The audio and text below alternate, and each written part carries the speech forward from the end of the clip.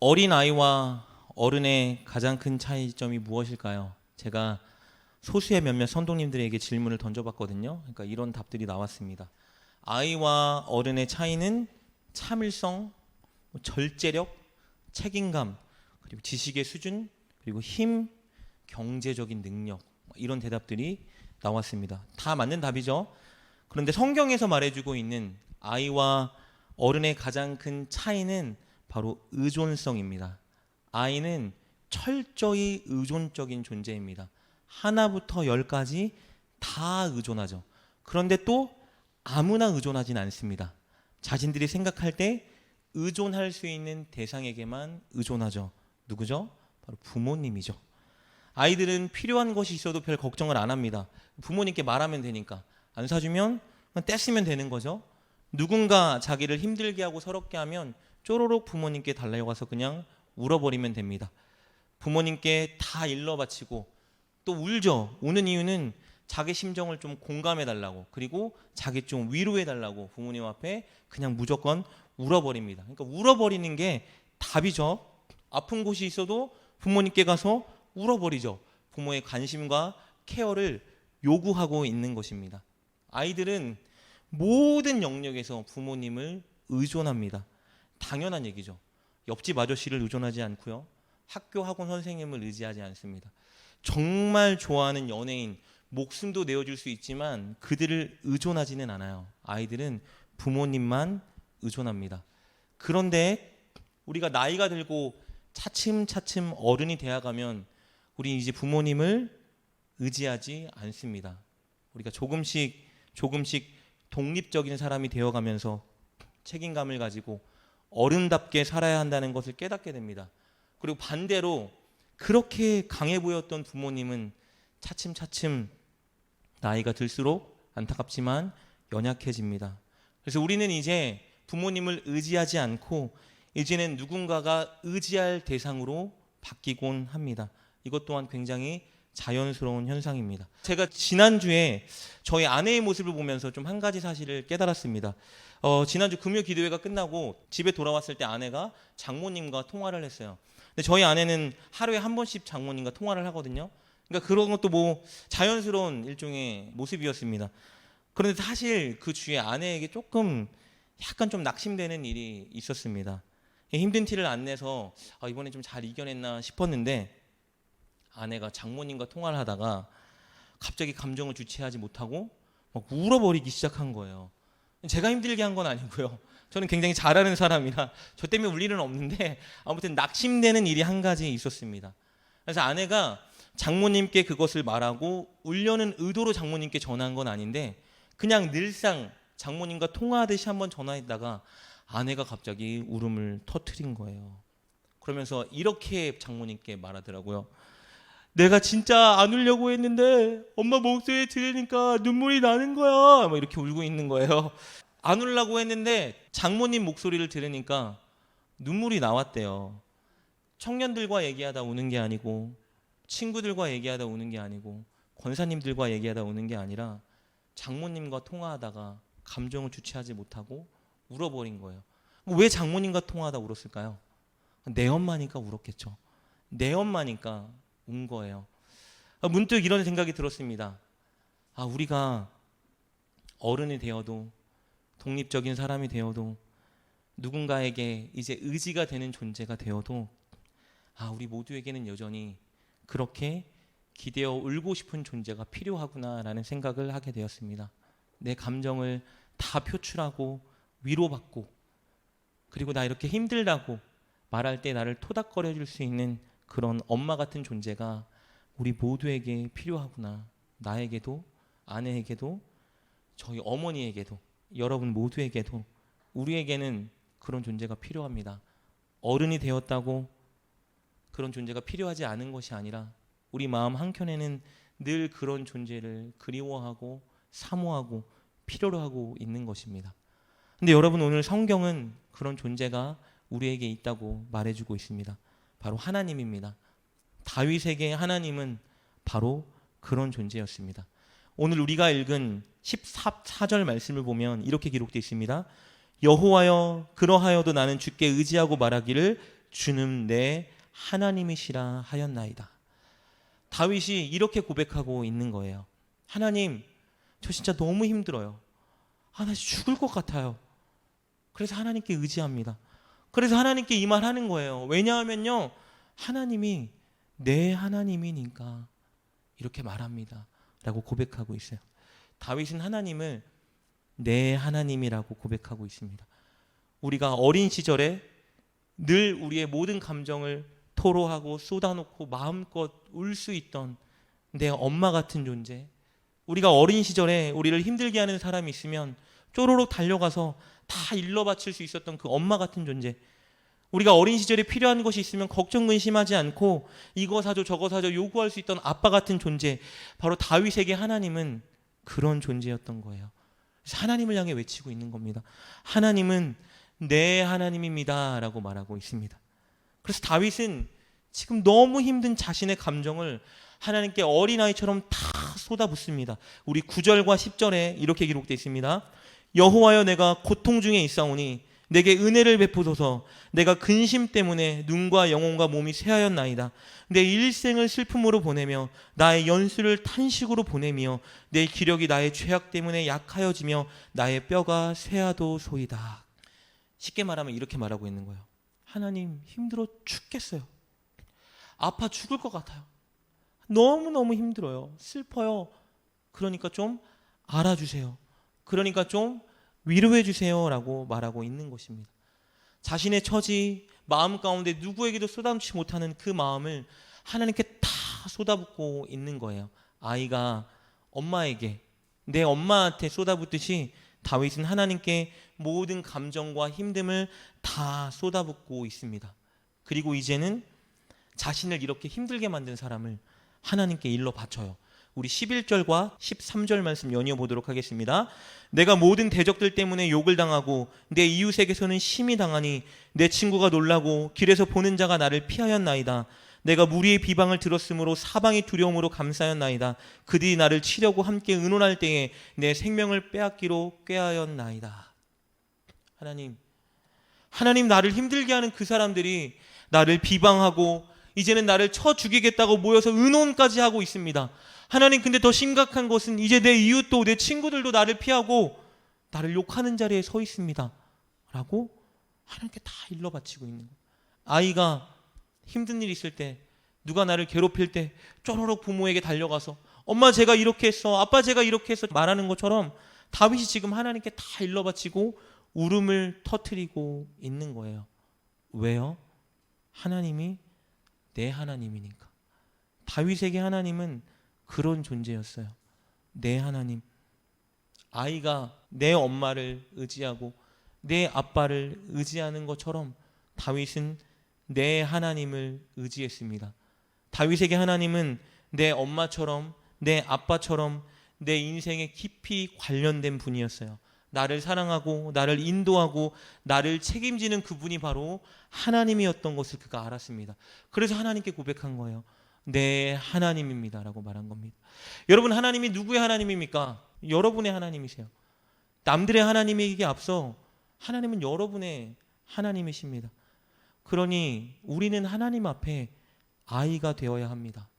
우리의 감정, 우리의 힘든 것, 우리의 외로운 것, 우리의 슬픈 것, 우리의 좌절되는 거 다 솔직하게 하나님께 쏟아낼 수 있어야 돼요. 힘들면 힘들다, 외로우면 외롭다, 하나님께 목소리 높여 우는 자리에 우리가 서야 합니다. 그때 하나님은 우리를 외면하지 않으세요. 하나님은 우리의 아픔과 토로 눈물을 외면하지 못하세요. 엄마가 아이가 떼쓰고 힘들다고 울 때 아이를 토닥토닥거리면서 괜찮아 말하는 것처럼, 여러분, 우리가 하나님 앞에 다 쏟아놓을 때 하나님은 동일하게 우리에게 말씀하십니다. 토닥토닥거리시고 괜찮다 말씀하시는 거예요. 근데 우리가 아이처럼 쏟아내야 이걸 느낄 수 있는 거예요. 하나님 앞에 아이처럼 되어야 우리가 이 하나님의 토닥거림을 느낄 수 있는 겁니다. 여러분께 도전하고 싶은 것은 이것입니다. 오늘 이 시간 여러분께서 여러분의 감정, 환경, 고민 다 하나님 앞에 이 다윗처럼 털어놓을 수 있는 시간이 되었으면 좋겠습니다. 온전히 저와 여러분이 하나님 앞에 어린 아이의 모습으로 설 수 있기를 주님의 이름으로 축복합니다. 그리고 다윗은 하나님을 내 하나님으로 여겼기 때문에 이제 하나님께 내 인생을 책임져 달라고 간구합니다.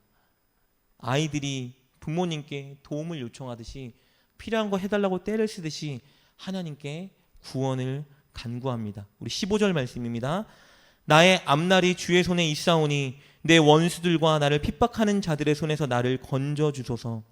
놀라운 고백이 하나 있습니다. 어떤 고백이냐면요, 나의 앞날이 주의 손에 있습니다 라고 고백하고 있어요. 내 인생이, 내 미래가 하나님의 손에 있는 것입니다 라고 말하고 있습니다.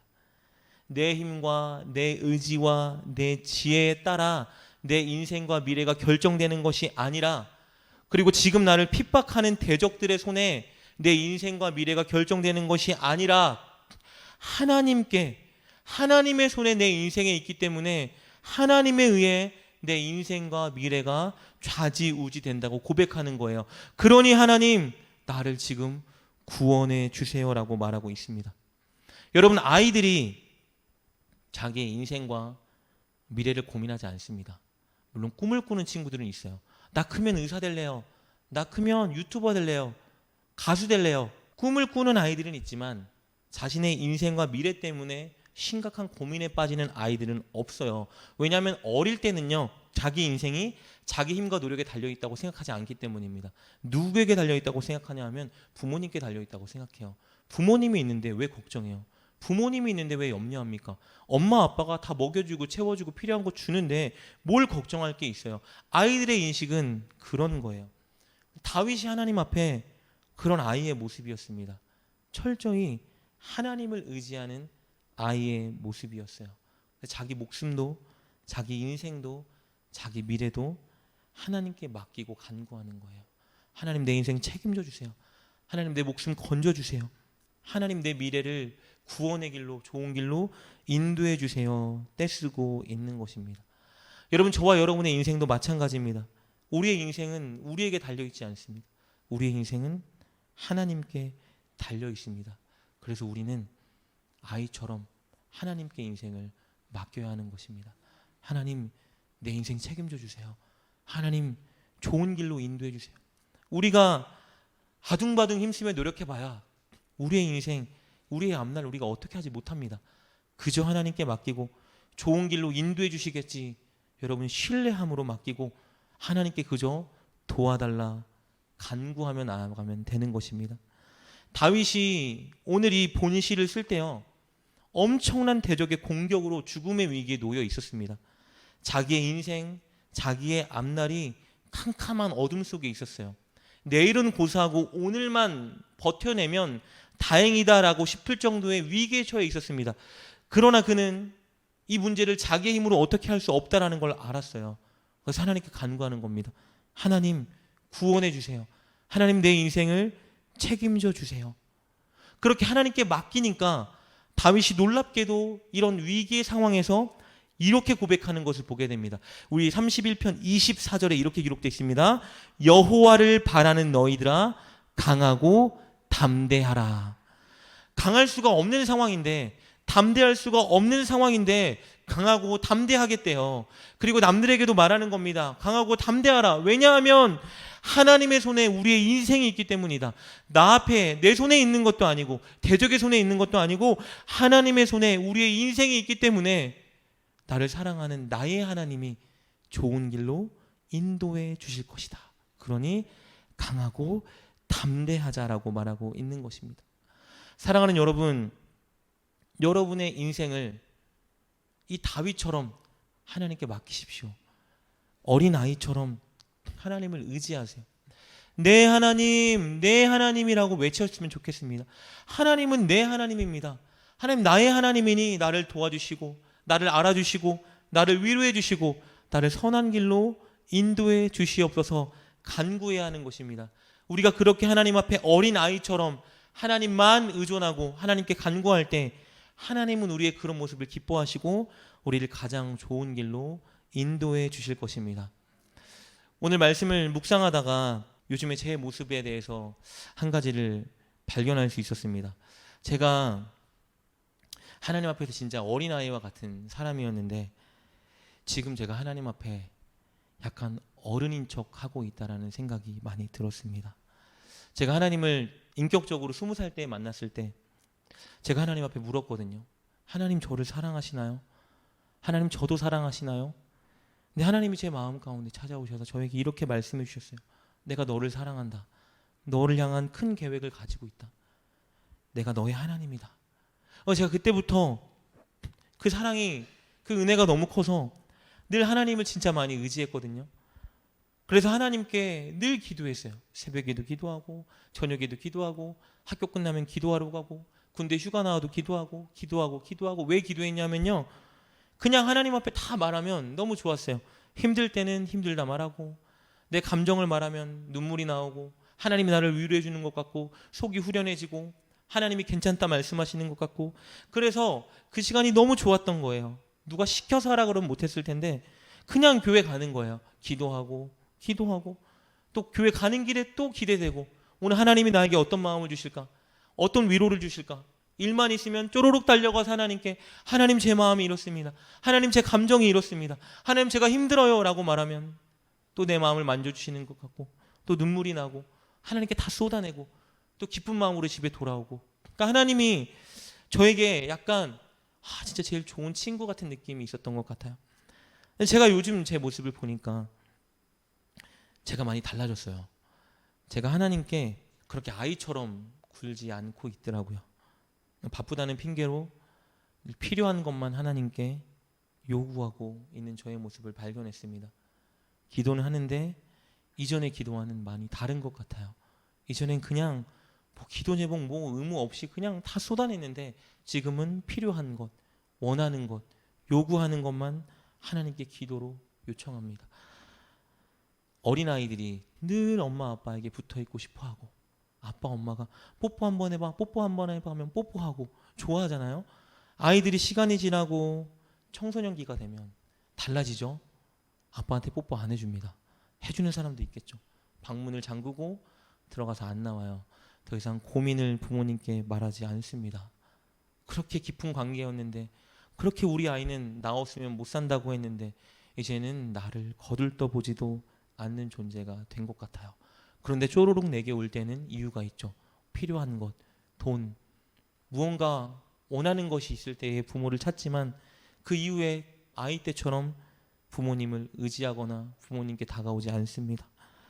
제 모습이 하나님께 그런 것 같더라고요.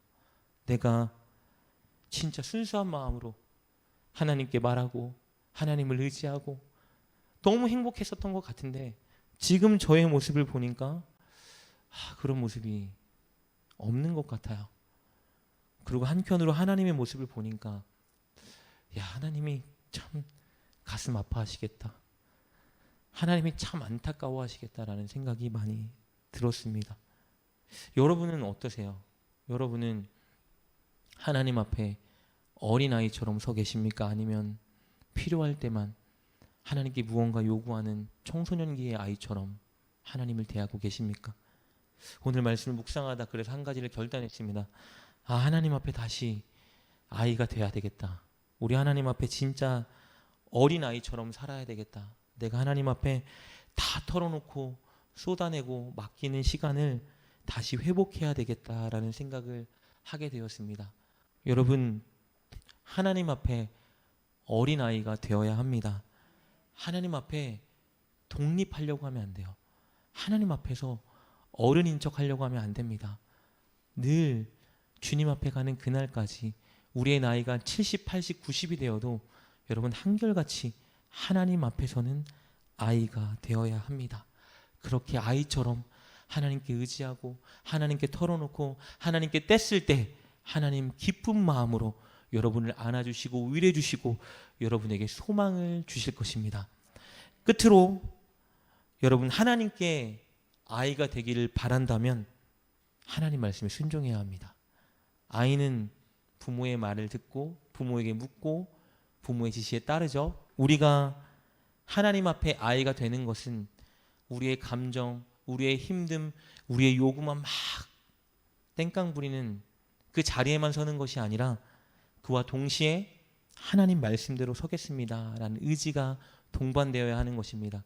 나의 감정, 나의 경험, 내 생각대로 계획하고 결정하고 행동하는 게 아니라 하나님 말씀대로, 하나님 뜻대로 생각하고 계획하고 결정하고 행동하는 그런 진짜 아이다운 아이가 되어야 하는 것입니다.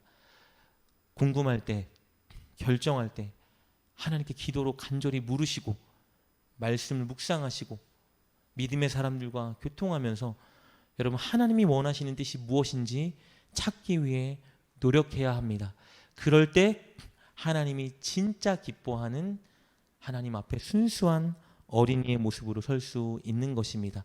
오늘 이 시간 여러분 우리가 이렇게 기도했으면 좋겠습니다. 하나님, 내가 혹시 하나님 앞에 철든 척, 어른인 척 하고 있다면 하나님 어리석은 나의 모습 다 내려놓고 이제 진짜 아이처럼 하나님께 다 쏟아놓고 하나님께 다 맡기고 하나님께 요구하는 그런 하나님 앞에 아이가 되게 하여 주시옵소서. 그리고 하나님 한 가지 더 원하는 것은 하나님 이제 진짜 철저히 하나님 뜻대로 하나님 말씀대로 사는 하나님의 어린아이 바로 나와 우리가 되게 하여 주시옵소서. 이렇게 하나님 앞에 기도하며 나아갔으면 좋겠습니다.